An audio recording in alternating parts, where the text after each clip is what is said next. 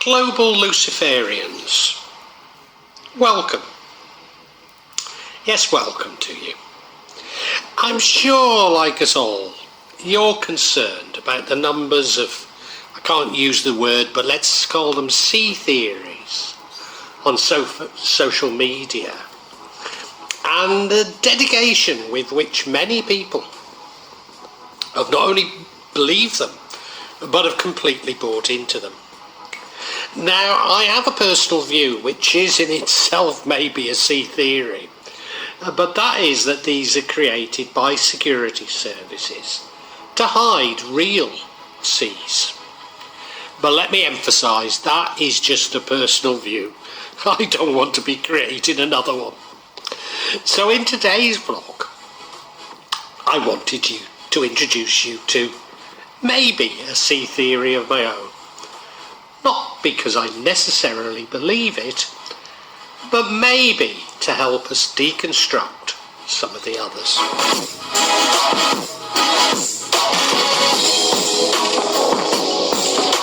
Yes, my theory revolves around Alice Bailey. Now, I have mentioned her before. I said she was a Mancunian. And as I've done a little bit of research, I find that she isn't a Mancunian at all. She was born in Saddleworth. Yes, yeah, I mean, it is now part of Oldham Borough, and Oldham Borough is now part of Greater Manchester. But then it was in the West Riding of Yorkshire. So she'd have called herself a Yorkshire woman. Those of you who've seen the film Brassed Off, that's filmed in Saddleworth. She was born in 1880 and her name originally was Alice Latrobe Bateman. She actually died in 1949 in New York. She came from an affluent family. Indeed, her father was an engineer who designed municipal waterworks for authorities around the UK. But both her mother and father had died of tuberculosis before she was 9. And so she was brought up by her grandparents in Surrey. She was something of a rebellious, even a naughty child. Brought up in a very strict Christian tradition, which it seems to me there's very strong parallels with Aleister Crowley here. Not that anybody else has ever mentioned it, but I think they might be important. At the age of 15, she saw a Tibetan ascended master, Koot Hoomi, who was tall, dressed in a Western style, but with a turban. Although, at the time, she was unaware of who it was. He urged her to change her ways, that there was important work for her to do in the universe, but she had first to change her ways to prove that she was worthy. By the age of 22, she was lecturing around India and the Far East as an evangelist with the YMCA. But due to severe migraine, she was sent home. By which time she'd already fallen in love with a private in the army called Walter Evans. Now, he was well below her, class-wise, but he was well educated. But because of her migraines and she was sort of sent home, then I don't know the morals of the time, but it was now considered that yes, she could marry him. And she did, and Walter became a rector, a church rector in the US. But Walter abused her and they separated. And this rather well-heeled English lady found herself having to feed 3 children and therefore now working in a sardine packing factory in California. Fortuitously, it was there that she met 2 other English women, apparently also originally well-heeled, who were members of the Theosophical Society.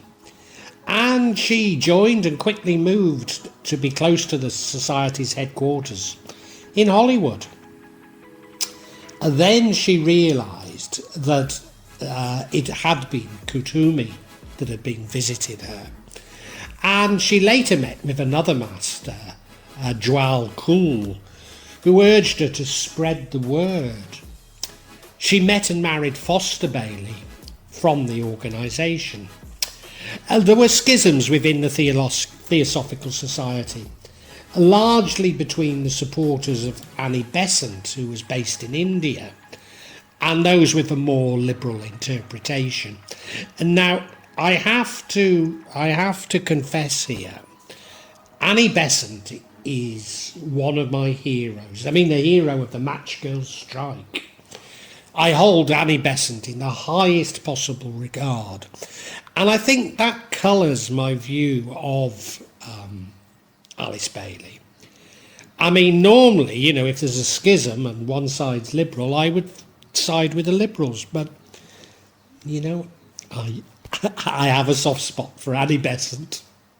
Yeah, Bailey was one of the most important writers within this liberal schism. Indeed, it could be argued that her eventual thoughts were not really Theosophist at all. But I think that reflects the schism. I have to say, I don't know enough about Alice Bailey. I don't actually know enough about Annie Besant, despite her being something of a hero of mine. And I don't know enough about Theosophy to really have a view on all this. But let's face it, being informed doesn't stop people on YouTube, does it? So it isn't stopping me.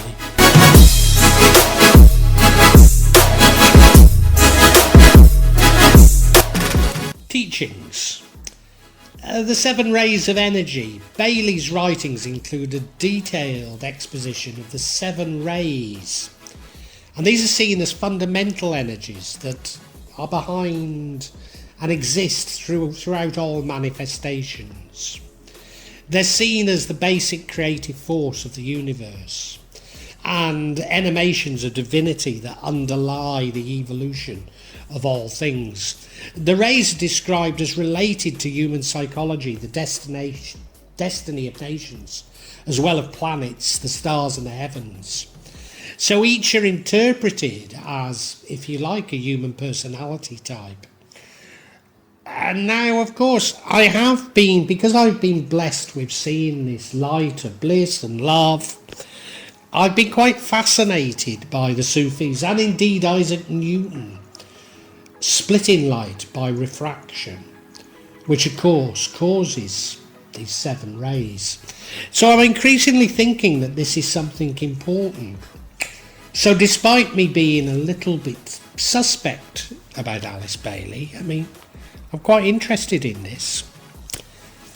Another of her teachings, esoteric astrology. Her esoteric astrology deals with the evolution of soul consciousness and the obstacles to that evolution. Esoteric healing. In her view, all disease has its ultimate root in some type of blocked or inhibited soul life. Therefore, healing consists of releasing the soul, that is, establishing the right relation between the soul and the personality, where the personality is defined as the instrument of the soul's expression. Eliminated obstructions and congestion being the major source of disease. The whole process of healing is directed by thought, the mind of the healer, and sometimes emotional synergy to inhibit the causes of the disease. Now again, as somebody who works as a healer, I've got to say I've got great sympathy with this. It's not far from what I believe and what I do. The constitution of man. Bailey taught that man consists of monad, the spark of God, the true self, the soul, the higher mind, love, nature, higher consciousness. The personality consisting of 3 aspects: the lower mind, the intellect, emotions or astral nature, physical and etherical body. Each of these 3 aspects of the lower nature is described as the body, or the aura of energy, and seen as a partial expression of the real self or soul. And the soul is regarded as a reflection of the real self that works through and uses these three aspects of personality. She also speaks of these as vehicles or sheaves, and alternately at them as a mental body, an astral body, or a physical body. Unsurprisingly, given the semi-religious nature of her writing, these are associated with the rays. Although you may have noticed there's only 6 of them. So the 4th ray is believed to unite all. Jackanory, yeah. And the Great Invocation. The Great Invocation is a mantra given in 1937 by Bailey. It begins with, from the point of light within the mind of God, let light stem forth into the minds of men. So it expresses ideas of love, the return to Christ or Mataraya, and of men acting in accordance with the plan of God. Discipline and service. Bailey's writings downplay traditional devotion and religious aspects of spiritual life in favour of a life of meditation, service to humanity, and cooperation with the plan of the hierarchy. Unity in the divinity of nations and groups. Bailey's teachings emphasise the underlying unity of all forms of life and the essence of oneness of all religions, of all developments in science and all philosophies. The new group of world servers was established for the promotion and international understanding, economic sharing and religious unity. Despite this, she has a concept of root races which span over vast prehistoric periods, including the body, the Lemurian, the emotional, the Atlantean, and the mind, the Aryan. And now, of course, people have interpreted this as racist, but there's substantial evidence, if you sort of go into it, to suggest that it's anything but racist. However, I cannot get beyond it, and despite knowing the reasons behind it all, it still sounds inherently racist to me. And this is also where the C theories arrives, because she established the Lucifer Publishing Group, which promoted a one world religion and one world government to the United Nations. Certainly the Lucid Trust, which the Lucifer Publishing Company is a part of, is a member of the United Nations Economic and Social Councils because it's recognised as an NGO. They also have HQs close to the UN in New York and Geneva. But of course the UN wasn't formed until 1945, 4 years before the death of Alice, and by which time she was nothing like as active as she had been previously. So I think it's a bit fanciful, but there you go. There's a little theory you can chew on and do more research on.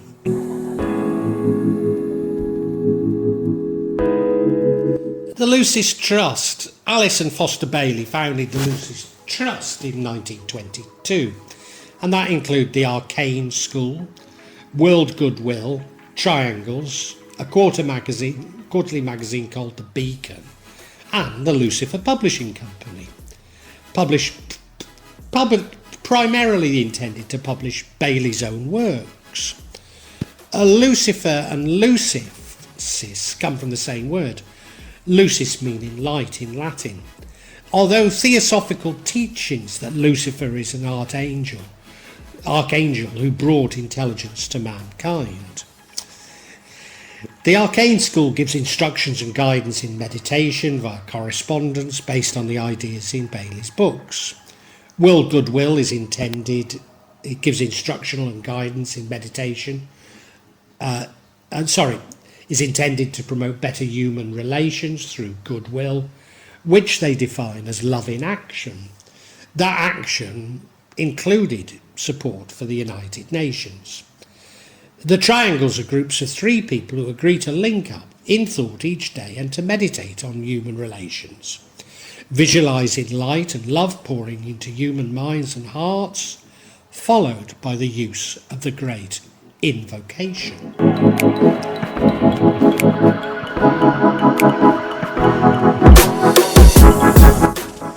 The New Age. Bailey herself made extensive use of the term the New Age in her books, and some people have described her as being the founder of the New Age movement, and indeed I think I have in one of my vlogs. Her vision of a unified society included a global spirit of religion different from traditional religious forms, and including the concept of the age of Aquarius. My main problem is not so much Alice Bailey herself, or even the influence on the New Age, but the lack of reference to her by New Agers. So ideas like root races are often presented by New Agers as though they're accepted truths, and it's very difficult to trace the antecedents and the arguments in them because they just don't reference it. Now, maybe one of the reasons why you haven't come across Alice Bailey in any of these sea theories is maybe the main proponent of sea theories in the world today is none other than David Icke. And David Icke, though I've never heard him say it, is extremely influenced by Alice Bailey. So I'm not having a go at David Icke. He seems a sweet man, you know.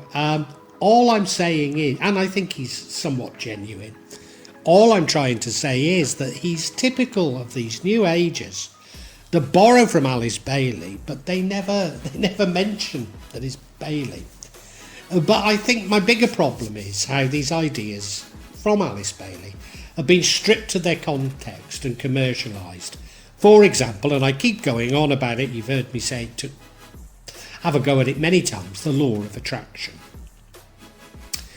Nevertheless, despite many New Agers not referencing her, she's been referenced heavily by musicians. Lou Reed of the Velvet Underground loved reading Bailey's work, especially a book by a treatise on white magic, and which he urged others to read. And indeed, it was a great influence on the Velvet Underground's second album, White Light, White Heat. 1975, Todd Rundgren released an album called Initiation, the song Initiation on side 1, and it's based on the theosophical concept of initiation taught by Alice Bailey. Van Morrison's album Beautiful Vision, he directly refers to the teachings of the Tibetan in the lyrics of the songs Dweller on the Threshold and Aryan Mist. As I've said before, so many of my own beliefs are somewhat similar to the New Age, and therefore Alice Bailey. So I'm certainly not attempting to demolish her. Indeed, like myself, all she did was develop something of a theory. I mean, probably much better than I have, you know, I'm not trying to compare myself, but a theory of the universe based on her feelings. And like me, because she was told to do so by a non-human entity. But I've got severe problems with this lack of attribution. And indeed with her, not least as often much of it comes from Buddhism. And I also, as I've said, have this real problem with the commercialisation. However, I think it's more the interpretation by New Agers of her. Like formal religions, the more I listen to believers, the more convinced I become that it's all complete rubbish, completely made up. And, you know, they misquote from other religions, they misquote from science to support the concepts without looking for 1 minute what the science or the religions they're referencing were actually saying. They absolutely misquote.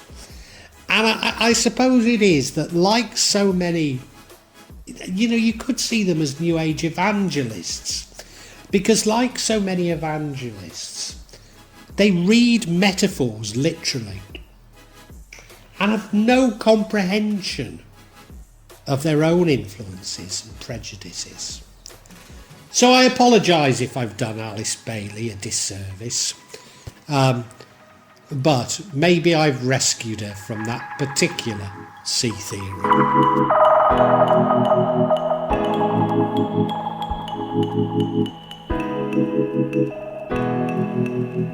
Well, I really hope you've enjoyed this vlog, and that, not only got something out of it, but provoked thoughts. I'm not here to push my beliefs, my thoughts on you, only to open up your own thinking, get you thinking about the world and life. When I started The Real Magic of Java, I believed that I'd only release them every month or maybe every 2 months. But now I find myself adding to this subsection once or twice a week. But please subscribe and hit the bell to get notifications for when I add new parts to this subsection. In part, the reason why I'm doing it more often is that the concept has moved from filming rituals and events that took place in Java to me also describing my beliefs and philosophy. And that does come in response to people expressing an interest in it. But of course, me actually seeing rituals and events really doesn't happen so often. What I would say to you is that there's no attempt at subterfuge on my behalf. And when I do experience rituals, I will include them for you to see. And as I say, there's no way I'm trying to mislead you. And if I believe there is subterfuge, if I uncover it, I will point it out to you. I'm trying to be as honest as I can be. Now, please make comments, please ask questions, and I'll try to be as honest and open with you as I can be. Of course, there will be some of you who disagree with me, particularly when I talk in terms of my own beliefs, my own feelings. And, you're welcome to alternative feelings, and we can agree to disagree. Sometimes I find that people on YouTube can be unnecessarily attacking and aggressive, and at times I don't restrain myself enough, and I apologise, but it's not my intention to put anybody down, I know what I talk about can be emotive, and it can be challenging to your beliefs. But, I'd love to enter an open discussion, a heartfelt discussion. But unfortunately, I often come across things that are,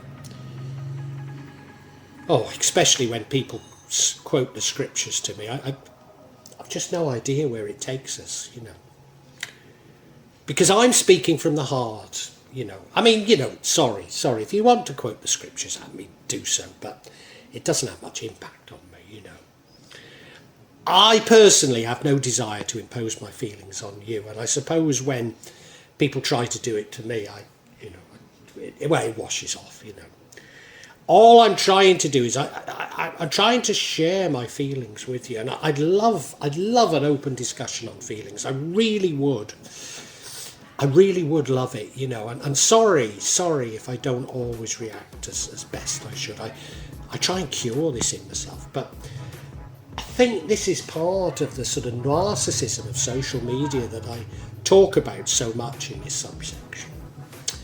So look, if you've enjoyed it, I really urge you to listen to other sections on this channel, particularly the 4 audio books that I've uploaded onto this channel. Yes, they are in a novel format. They are novels. but they go into much greater depth than my thoughts and feelings. Now, what I would say to you is these are sequential. So my thoughts and feelings develop as we go through each chapter and each book. So it does begin with 1.1, the Chinese cemetery. But, you know, hey, it's up to you. Feel free to dip in as you wish, as you want. And, you know, really heartfelt thanks for listening to this. And I really want to say a great big thank you, and God bless you.